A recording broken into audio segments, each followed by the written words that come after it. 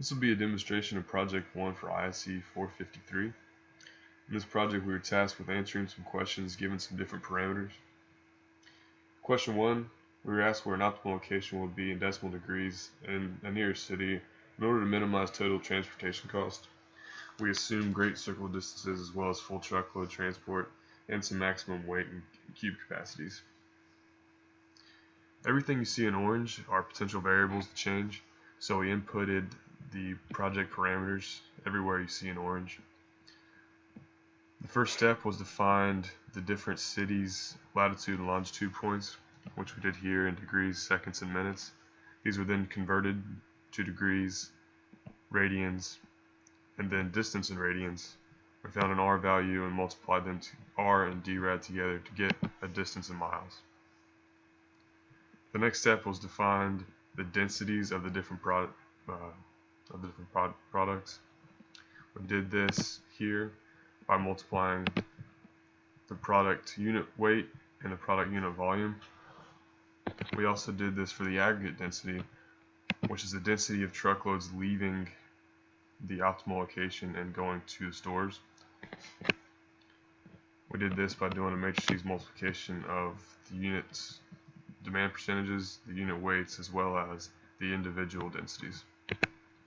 The next step was to find Q max, which was a minimization of the aggregate density and the tonnage maximum. We then found an R full truckload, which was in dollars per pound mile. We did this by dividing R, which is an industry standard for dollars per mile, and our Q max, which was found.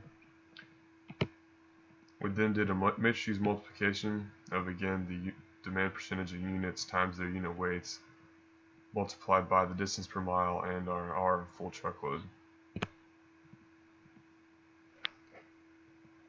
The next step was to use Solver to find the optimal location, and it was exported here in our total transportation cost, which happened to be $343,000.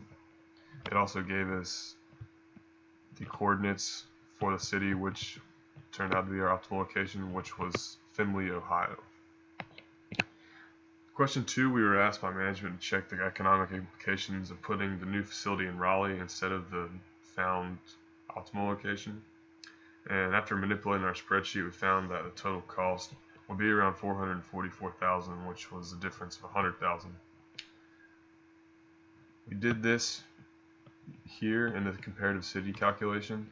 All of these values are the same equations as we used here, except instead of referencing a proposed location, we use Raleigh's coordinates. Number 3, using the most recent transport truckload estimate of $2.44, which is this R value, and a circuity factor of 1.2, which was found here in this weighted distance. So to find this, all we did was multiply our distance in miles times 1.2 to find this weighted distance. And we also used an annual holding cost fraction of 0.2 and a contracted one-way travel. The total annual logistics cost was found here, which happened to be around $2.13 million. And to find this value, we summed the total investment cost and the total weighted transport. To find total investment cost, we summed the investment costs of the different demand from the locations. To find the total weight transport cost,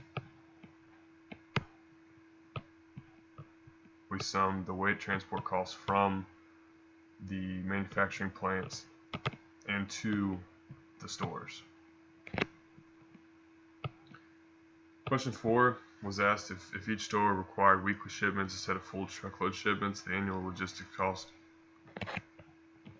would be here in this weekly transport cost cell, and also the weekly total logistics cost was found to be $2.4 million. We did this in this section here, weekly constraint calculations.